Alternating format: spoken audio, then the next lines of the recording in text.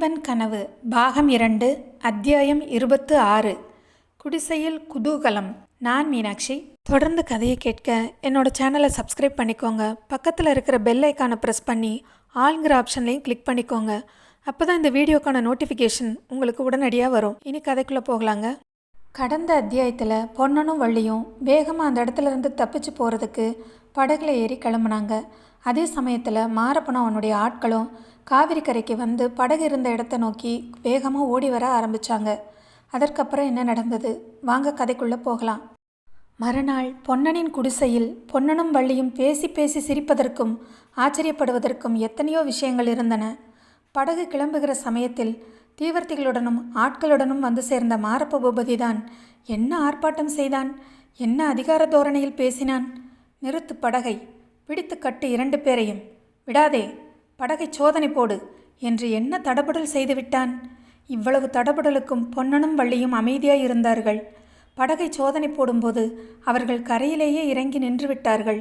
படகில் ஒன்றுமில்லை என்று கண்டதும் மாரப்பனுடைய முகத்தில் ஏமாற்றமும் கோபமும் கொந்தளித்தன. பொன்னா, எங்கே அது என்றான். எது எங்கே சேனாதிபதி என்று கேட்டான் பொன்னன்.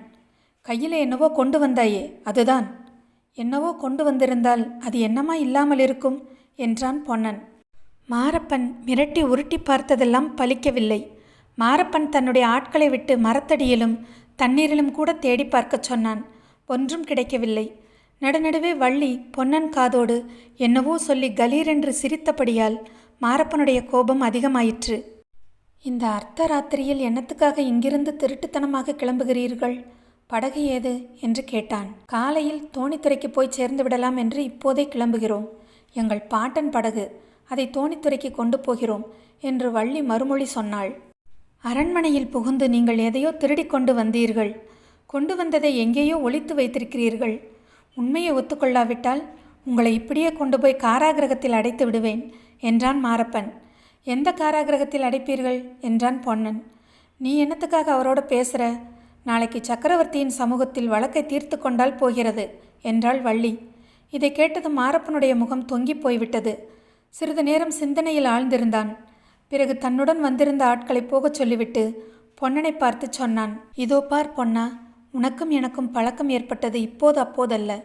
சில சமயம் நமக்குள் மனஸ்தாபம் ஏற்பட்டிருக்கிறதென்றால் அதற்கு உன் பெண்டாட்டியின் வாய் துடுக்குதான் காரணம். இவருடைய கையிலே துடுப்பு, என்னுடைய வாயிலே துடுக்கு என்றாள் வள்ளி. நீ சற்று பேசாமல் இரு வள்ளி. ஆண் பிள்ளைகள் பேசிக்கொண்டிருக்கும் போது நீ ஏன் குறுக்கிடுகிறாய் என்றான் பொன்னன். ஓஹோ, நீங்கள் ஆண் பிள்ளைகளா? இருட்டிலே தெரியவில்லை. வெளிச்சம் போட்டு பார்த்தால் ஒரு வேளை தெரியும் என்று வள்ளி முணுமுணுத்தாள்.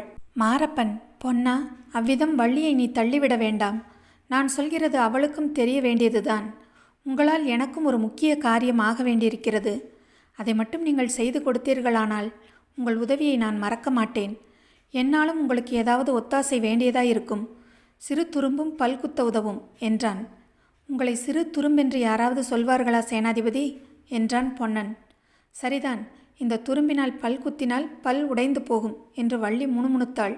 என்னால் தங்களுக்கு ஆகக்கூடிய ஒத்தாசை என்ன இருக்கிறது சேனாதிபதி? இந்த ஏழை படகோட்டி. மறுபடியும் வள்ளி குறுக்கிட்டு, நீ ஏழை என்றால் யாராவது நம்புவார்களா? உன்னை உருக்கினால் ஒரு ராஜ்யத்தை வாங்கலாமே என்றாள். மாரப்பன் கூட சிரித்து விட்டான். ஆமாம் பொன்னா, உன் பேரே உனக்கு விரோதமாய் இருக்கிறது. போகட்டும், நான் சொல்ல வந்தது என்னவென்றால், அந்த கபட சாமியார் இருக்கிறார் அல்லவா, அவர் இருக்கிற இடத்தை மட்டும் சொல்லிவிடு. அவரை பிடித்து கொடுப்பதாக சக்கரவர்த்தி குமாரிக்கு வாக்களித்திருக்கிறேன். உன் பேரிலும் வள்ளி பேரிலும் குந்தவி தேவிக்கு ரொம்ப கோபம். நீங்கள் எனக்கு ஒத்தாசை செய்தால் குந்தவி தேவியிடம் உங்களை பற்றி சொல்லி கோபம் தீரும்படி செய்வேன் என்றான் மாரப்பன். சேனாதிபதி, நாங்கள் படகோட்டி பிழைப்பவர்கள். யார் கோபம் எங்களை என்ன செய்யும் என்றான் பொன்னன். சிவனடியார் எங்கே இருக்கிறார் என்று சொல்ல மாட்டாயா? தெரிந்தால் தானே சொல்லுவேன். அந்த வேஷதாரி சாமியார் இன்றைக்கு கூட இந்த உறையூரிலே தான் இருக்கிறார். இல்லை என்று சத்தியமாய் சொல்வாயா? அதெப்படி சொல்கிறது? சாமியார் மந்திர சக்தி உள்ளவராயிற்றே. எந்த நேரத்தில் எங்கே இருக்கிறாரோ யாருக்கு தெரியும் என்றாள் வள்ளி. இந்த சமயம் அவர் எங்கே இருக்கிறார் என்று உனக்கு சத்தியமாய் தெரியாதா? சத்தியமாய் தெரியாது என்று பொன்னனும் வள்ளியும் ஏக காலத்தில் உண்மையை சொன்னார்கள். நிஜமாகவே அவர்களுக்கு தெரியாது தானே? இருக்கட்டும் பொன்னா, நான் மட்டும் மீசை முளைத்த ஆண் பிள்ளையானால் ஒரு நாளைக்கு அந்த சடை சாமியாரை கையும் மெய்யுமாக பிடித்து அவர் சடையை பீத்தெறிந்து அவருடைய உண்மை சொரூபத்தை வெளிப்படுத்துவேன். அப்போது உங்களையும் லேசில் விடமாட்டேன் என்று கருவிக்கொண்டே மாரப்பன் போய் சேர்ந்தான். அவற்றையெல்லாம் ஒவ்வொன்றாய் இப்போது நினைத்து கொண்டு சிரித்த வள்ளி, ஆகா, சாமியாருடைய சடையை மட்டும் நிஜமாகவே பீத்துவிட்டு பார்த்தால் மனுஷன் உடனே மூர்ச்சை போட்டு விழுந்து விட மாட்டானா என்றாள். ஆமாம் வள்ளி, அந்த சாமியார் யார்? சொல்கிறேன் சொல்கிறேன் என்று பயமுறுத்தி கொண்டிருக்கிறாயே என்று பொன்னன் கேட்டான்.